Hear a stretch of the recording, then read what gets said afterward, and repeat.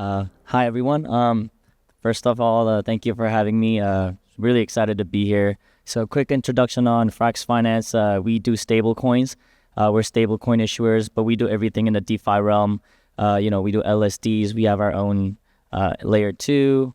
We issue 3 different types of stable coins. Frax, which is pegged to the US dollar. Frax Ether, which is pegged to Ethereum. And then we have FPI, which is pegged to the basket of goods. So without further ado, I want to introduce you guys to our experts in DeFi today. So first off, Rand from Orderly Network, if you can come ahead and kind of introduce what you guys do.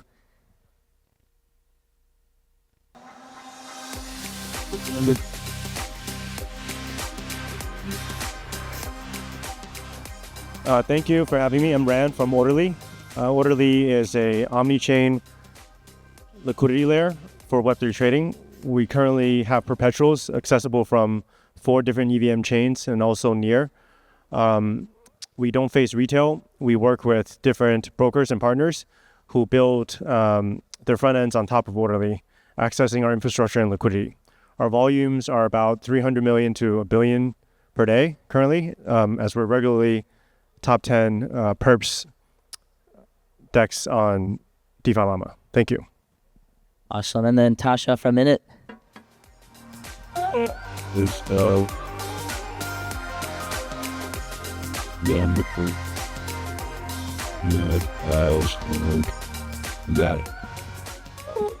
Hi, this is Tascha from INIT Capital, founder and CEO. What we do is we build liquidity layer for a lot of different DeFi protocols to be able to integrate and use the liquidity for bootstrapping, for different purposes for their protocol.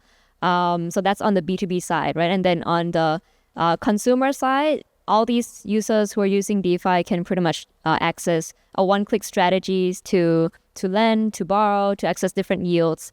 And these one-click strategies are, can be built by anyone, right? So I think it becomes a one-stop shop for all those DeFi protocols and also the end users. So we launched around 3 months ago, and now we have a total value in the protocol around 200 million TVL. And yeah, we're invested by different VCs globally, although the previous session have different thoughts about VCs. But yeah, happy to share more about what we build later on.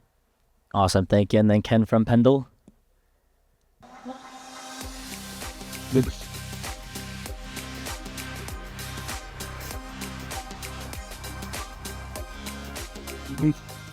Ken, I'm from Pendle.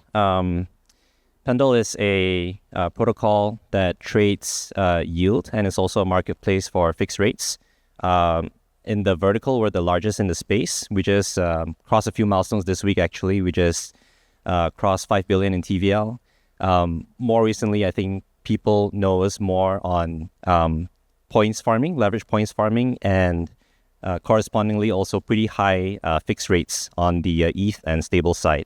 I lead the institutional business at Pendle, mainly prospecting and dealing with liquid funds, investors, and so forth. Thank you. Awesome. And then Samuel from 1inch.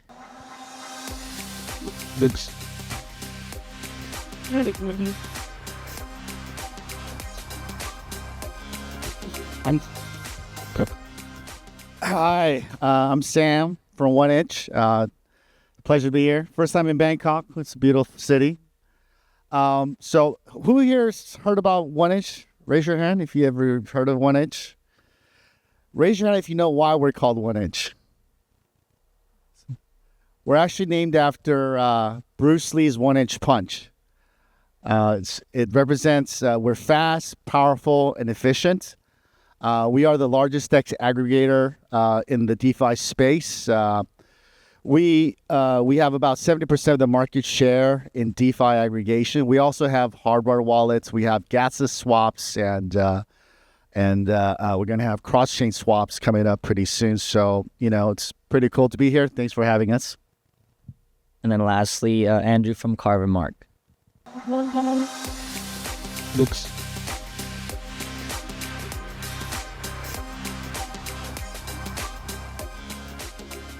Everybody, good to be here. So I'm Drew. I'm the director at Carbonmark. I'm also a core contributor at ClimaDAO.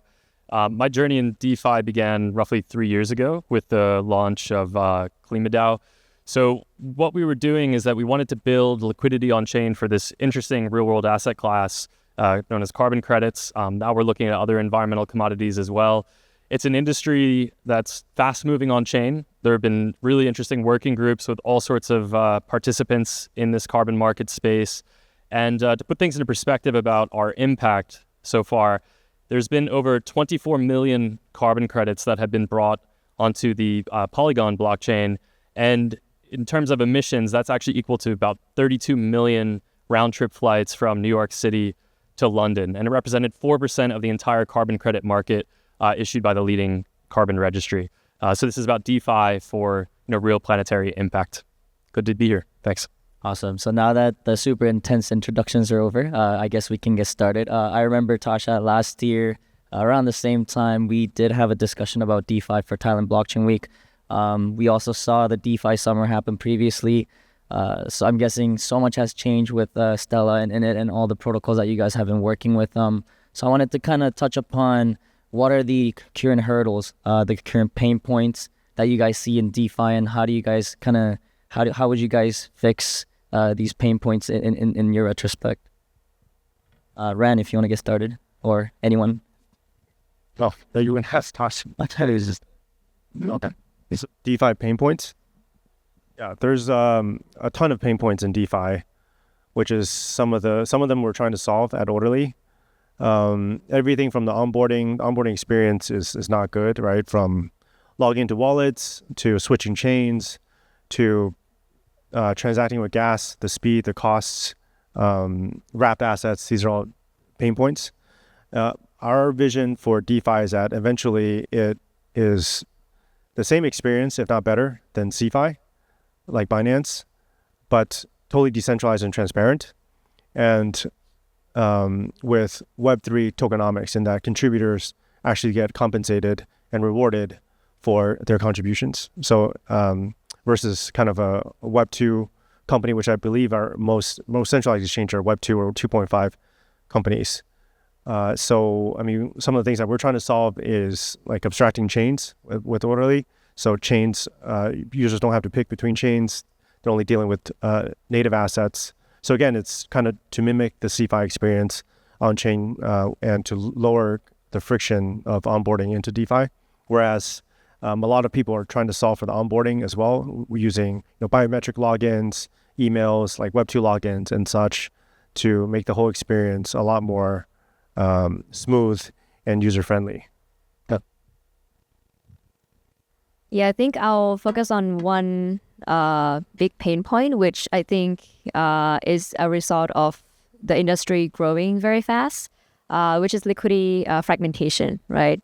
So liquidity fragmentation just means that there's money sitting around so many places, whether it's on different products or whether it's on different chains, and they're not, there's no shared liquidity. Even if it's shared, it's shared in small pockets here and there, right? And I think it's an evolution of the space growing very fast, because right now there are like tons of L1s or chains and tons of L2s, right? With different value propositions and different incentives program or tokenomics. So as a result, I think the solution that a lot of projects are focusing on, whether it's different level, whether it's cross-chain bridges to help make sure that liquidity flows to each other a lot faster, or on the DApp layer. So I think in terms of INIT, what we're really aim to solve in this regard is making sure that in wherever L1 or L2s that we launch, we become the hub for liquidity, right? So for example, now we're on Mantle and we're also on Blast. So whichever projects come to Mantle, for example, Ethena comes to Mantle, they also works with INIT to make sure that they tap into liquidity on INIT and then bootstrap their growth, Ethena's growth on Mantle, right? So I think a lot of the different projects are helping to solve this problem, but this problem is so big that it requires a lot of people helping to solve it, and there's no one solution fits all for this problem. Yeah. I'd like to just quickly add on to what Ran mentioned, basically on what's known as account abstraction in the space. For us at Pendle, I feel like UI and UX is very important. And if you think about UX as the number of clicks you need to do before you get a transaction done. It's a lot in DeFi for anything. Like to sign something, to approve the gas and set the limits is a mess. And if you compare that to any maybe like a CeFi or Web2 product, it's way less than what it is today in DeFi. So I think that is probably the lowest hanging fruit, but still a big pain point for even for native DeFi users. I think it's very cumbersome. Just to add to that, so from our perspective at 1inch, our volume, we noticed the trends of volume growing really fast from a year-to-year basis. Globally, we grew 2x in total volume. APAC was actually 3x, which is the largest. But still, it's in terms of total volume of trades, it's still a centralized exchange world. And then transitioning centralized exchange people to DeFi is a pain point for it, and we're trying to figure out solutions for that. Namely, like if a centralized exchange user, they don't know anything about gas, what is gas, and all these features of slippage, that's so new to them. So how do we make it so that it's easy transition, that the user experience is similar to what they had in the centralized exchange world? So that's one of our pain points, that we're trying to gather more centralized exchange users to try DeFi. And then, but with DeFi, you have seed phrases, self-custody. That's another uncomfortable explanation to centralization. So the transition from centralized exchange users to DeFi, that's a pain point. Another pain point for DeFi, well, it's an upcoming pain point, will be regulations, right? And so with Uniswap getting a Wells notice, there's going to be future regulations on DeFi, which may encompass KYC. We already do sanctions AML screening, but how do we do KYC in DeFi? And that's something that we're trying to solve right now for the future. And, getting licenses for DeFi protocols, is that something that we need to do? So those are the two pain points from our end. So I think I heard the word fragmentation come up at one point, and that's really important to us because the whole reason we're even using blockchain tech is that we want to help harmonize an already super fragmented carbon market, right? You have different exchanges in, like, let's say the traditional carbon market world that are just siloed off. You can't move liquidity from them. You have a variety of different carbon registries where these different environmental assets actually get issued. And so our view of blockchain was, as a universal settlement layer, to connect these different components and bring them together in one way where then market participants can, through, the Carbonmark platform, actually access them. Well, now we have questions around, where's this liquidity actually going to be on chain? Is it going to be on Polygon? Is it going to be on Base? And so on. And so one of our major work streams right now is to, again, abstract that piece away so that no matter where that liquidity is, right, no matter what L2, these different assets are on, they can still be accessed through our interface itself. So that's one area that, I'm going to continue to see as a challenge, I would say, but, there are solutions that are starting to emerge there. Okay, great insights from everyone. I guess I kind of want to focus more on the narrative of DeFi. Personally, arguably for me, the hottest ones have been, RWAs. We have TradeFi and DeFi. RWA, I'll come back to you later, Andrew. But so for this one, I want to focus on DeFi and TradeFi, the convergence of it and how it all comes together and like the coherent process and your thoughts on it. I know Ken and Samuel, you guys come from a TradeFi background, I think. So, Samuel, if you want to take this one first and give us some feedback. Yeah, so I joined 1inch about 3 years ago. So by my background, I'm a finance lawyer. And, my mandate was to try to get more institutional players to go, investigate DeFi and work with DeFi protocols. They would not even talk to me 3 years ago. But there was I think, an important shift during Paris Blockchain Week. I've actually had traditional financial institutions reach out to me asking if we can work together. So that's been a very important seminal shift in the attitude of many TradFi institutions. But, again, for them, what we're trying to solve, for them, the barrier to entry is really the compliance aspect, KYC, AML, sanction screening. And then we're working with them to provide a more regulatory compliant DeFi platform for them so that they could swap on DeFi on chain. but I do see a shift. I think it's mainly due to BlackRock ETF launch. It's going to take some time because right now I think the bull run is really retail driven.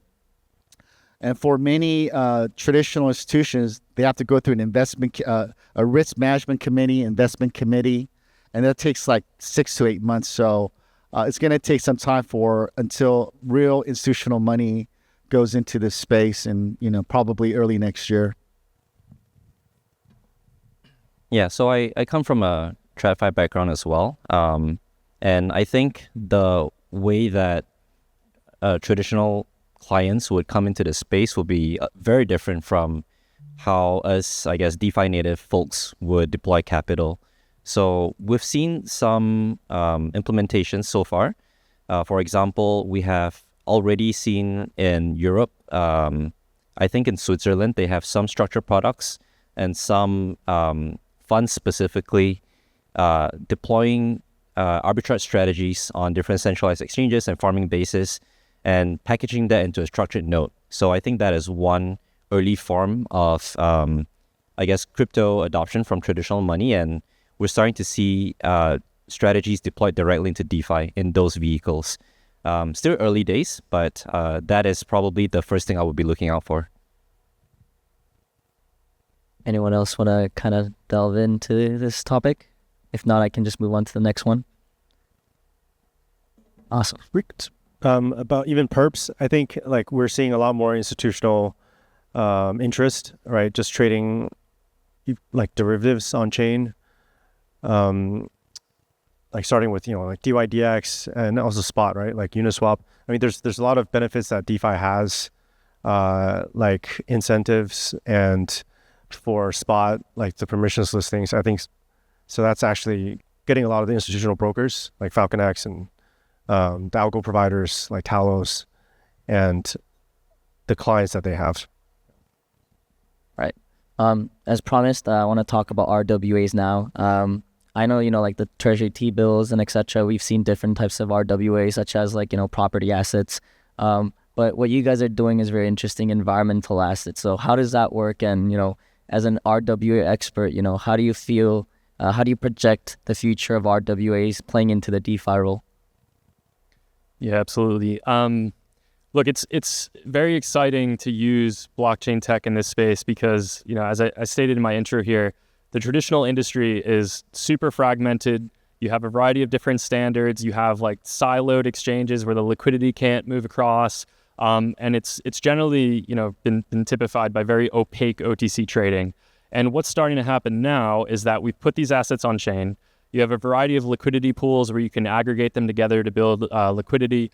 And then you also just have merchants listing these assets, for sale at a specified price and so on our platform. Now, one of the big changes here and why blockchain makes a lot of sense for this market is in terms of the data and the insights that you get on the dynamics of the market and what's happening.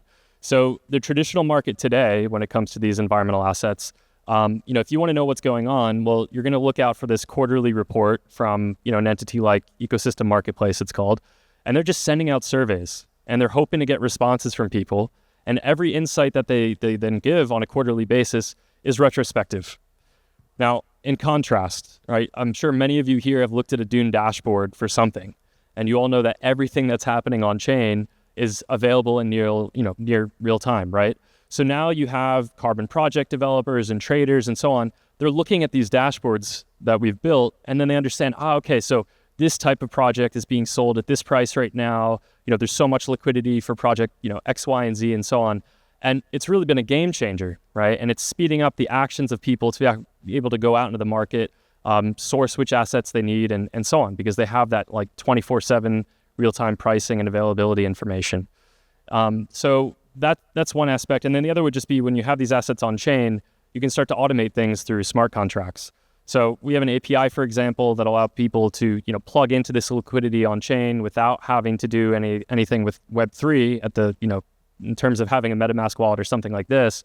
But then in the background, all that settlement is then happening on-chain, automated market processes to buy and procure and utilize these assets, all driven by smart contracts. So essentially, you're upgrading the market infrastructure by bringing this whole market on-chain. Awesome. Anyone else want to comment on RWAs? I know that you guys might have some other points to focus on in terms of RWAs. Yeah, I think RWA is going to be very important in the future. That's what I think institutions are looking at. I think BlackRock's like Biddle fund is trying to tokenize real world assets.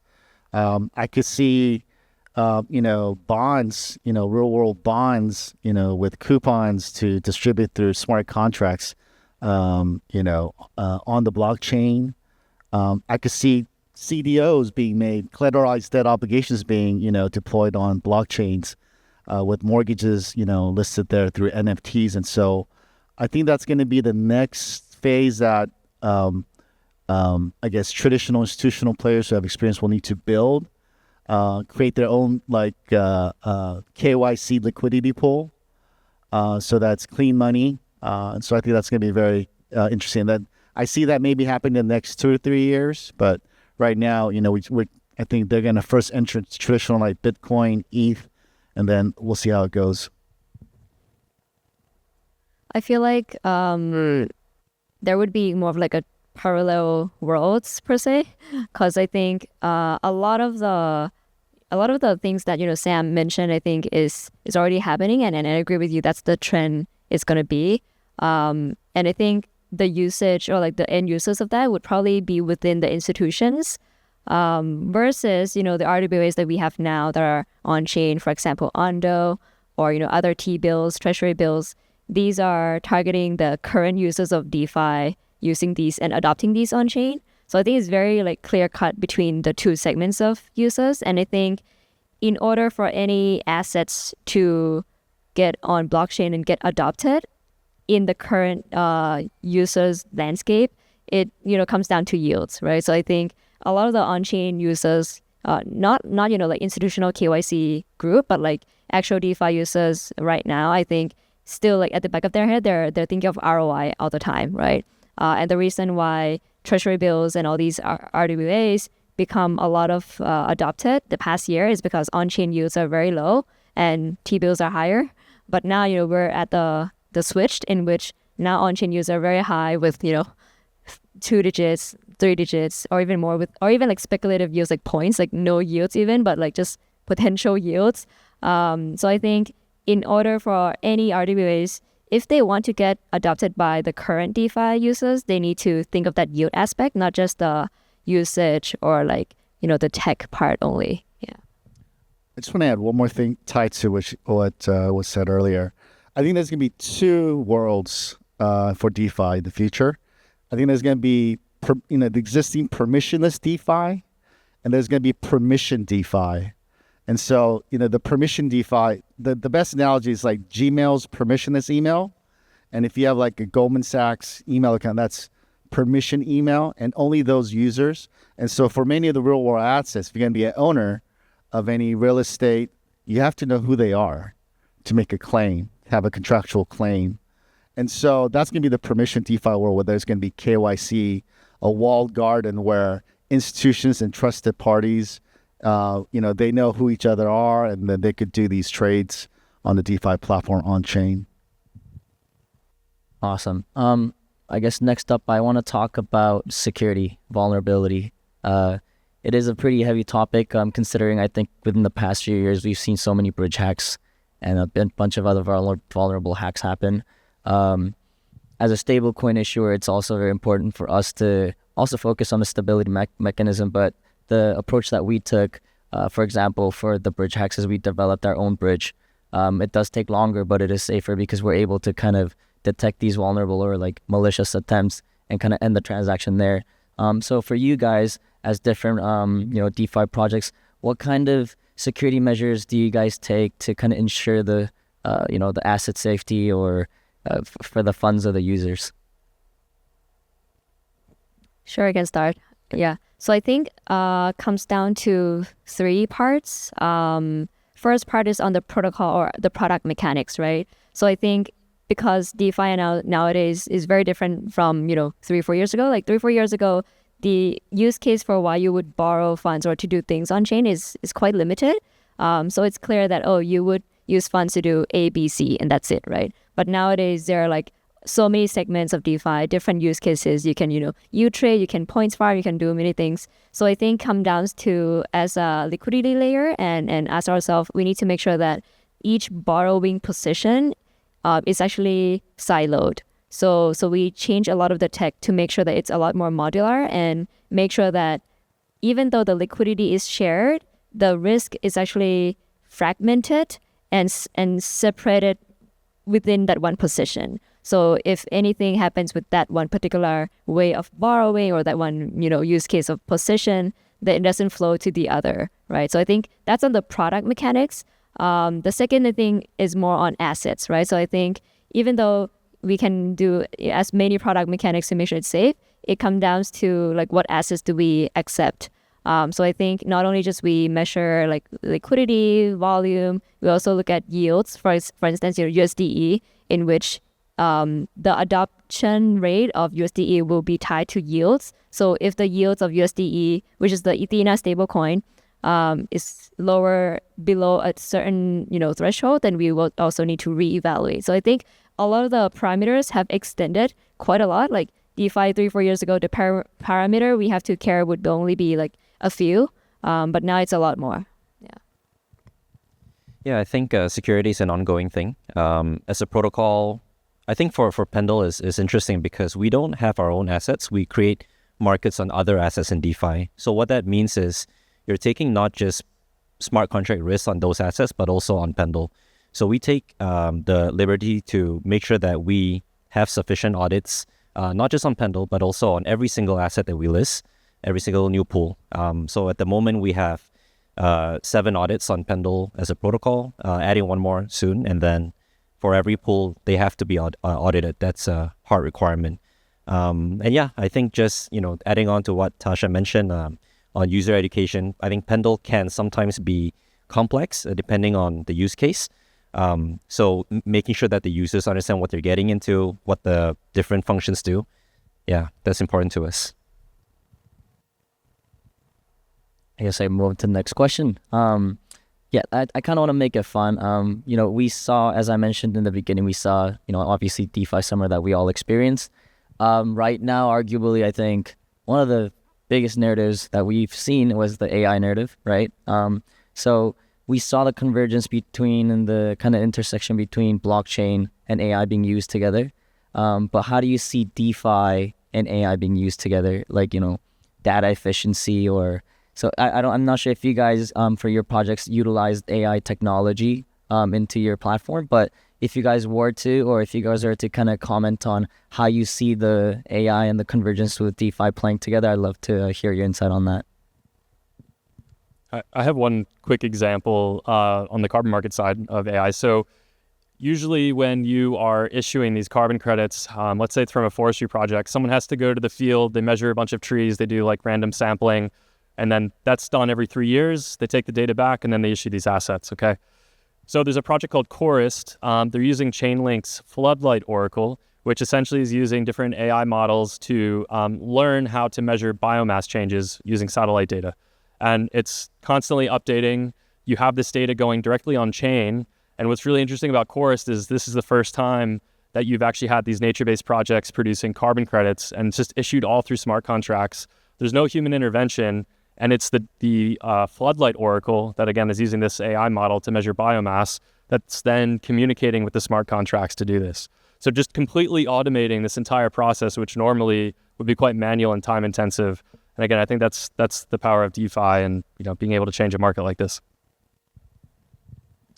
For the trading side, we actually have a trading bot integrated to what are they called Imperial. They're doing like AI type of trading bots, which I think are kind of just beginning in terms of trading. I think there will be, because everything is on the blockchain, right? So that's all the free information, the data in the world to generate content.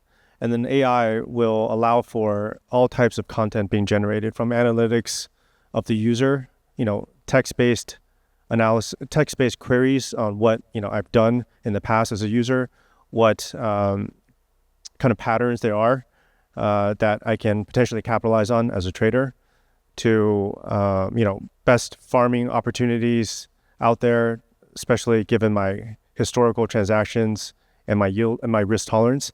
These sort of things I think will be prevalent, like more intent-based type of tools for users, whether they're traders or yield seekers, to get what they want. I think it's going to be like prevalent in the future. Yeah. We have two implementations on Pendle. So the first would be in our Learn page or Pendle Academy page. You can actually type using natural language. For example, how do I LP on Pendle, or how do I yield trade on Pendle, and it'll just spit out a result for you. So that's one. And we don't have a view on AI per se, but we allow our users to speculate on stake Tau, which is the only AI asset we have on Pendle at the moment, to speculate on the yields. And Tau, obviously, it's a strong beta to AI narrative. I guess one trend that I've seen one implementation that is interesting outside of Pendle that I've seen is with a protocol called Aperture. And with their intent-based GPT, you're able to, specifically indicate your parameters that you want to LP in a Uni V3 position, like within the range, within the size, and I think that will be the future. Awesome.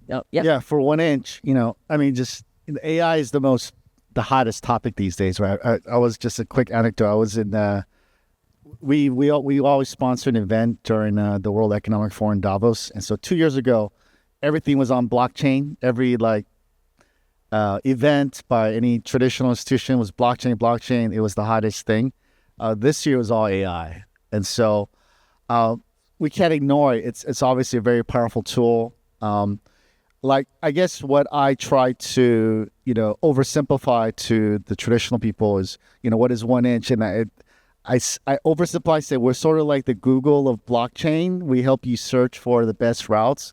And like how, Google and Microsoft being there integrating AI for better searches, we're investigating how we can use AI for better routes, faster routes, cheaper, better prices for users. And so that's something that where our scientists are researching into. Yeah. Awesome. Yeah, I think we have a question, time for one last question. I want to kind of go wide and make it fun. DeFi in the next decade or so, how do you see it? For me, I think we have different field of expertise. As a stablecoin issuer, we think there's going to be three dominating assets: USD, Bitcoin or Ethereum, and then Flatcoin. And that is why we issue these three different types of stablecoins. But I'd love to hear what you guys think. I think we have around 20 seconds per person to kind of give a TLDR of what you guys see and envision, with DeFi in the next decade.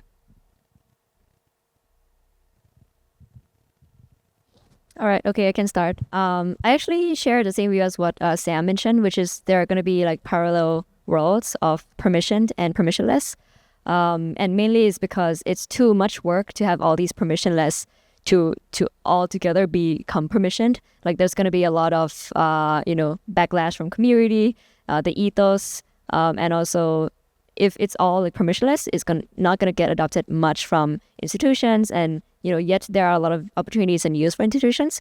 So I think knowing where you stand and where is the opportunity that fits with you best is going to be a good stand, right? Because you don't have to play the both worlds. So I think based on your team's expertise, see where you would play. Yeah.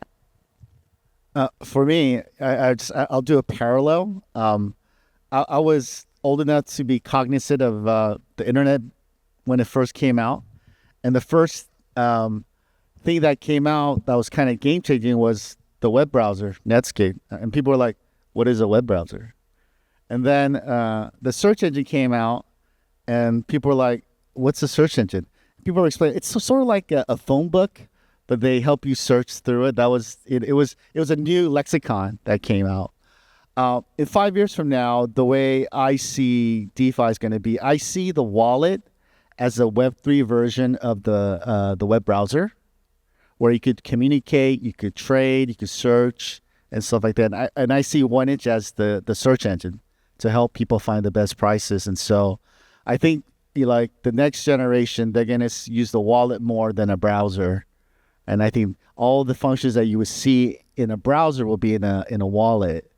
You could take a loan, through Aave. You could, find the best prices. You could do a chat. You could send tokens via chat through the wallet instead of using like Kakao or Line. And so I think that's really the future of DeFi and Web3. Yeah, I guess my view and my hope as well is that account abstraction or just UX for DeFi in general will be at a point whereby DeFi is basically invisible to the user. You could be on Binance, you could be on whatever exchange, whatever chat app, maybe you're on Telegram. And I think Telegram is already doing a bunch of that with their wallet, whereby you don't even know that you're on DeFi, but you're able to make those transactions smoothly, seamlessly, efficiently, and yeah, easy to use for anyone. Yeah, so on our side, sometimes we use the slogan next generation climate finance when we're talking about what we're doing. And the reason we say that is because, DeFi really enables you through this composable and interoperable tech to create network effects from builders. And, that can just drastically scale in the industry. And in our case, this is climate finance. They need to scale this up to about 500 billion by 2050. Right now, the industry is just around 2 billion. It's quite tiny compared to most things in crypto. But I think by moving this industry on chain and leveraging all that innovation that's happening in DeFi, that provides the opportunity to actually scale it to where it needs to go. Yeah, I look forward to the day where every asset is on chain. There's no reason to use a centralized clearinghouse, audits, and all of that TradFi infrastructure. Everything on chain, tradable, leverage, lending, borrowing, accessible, powered through the blockchain, and just different constraints on top due to geographies, KYC, and such. But the underlying layer, just like the internet, the protocols are permissionless and unregulated, but the front ends are regulated depending on geography. Awesome. Yeah. Thank you guys so much for the meaningful panel. Thanks to the audience, and thank you, SEABW for having us. Yeah, sounds good.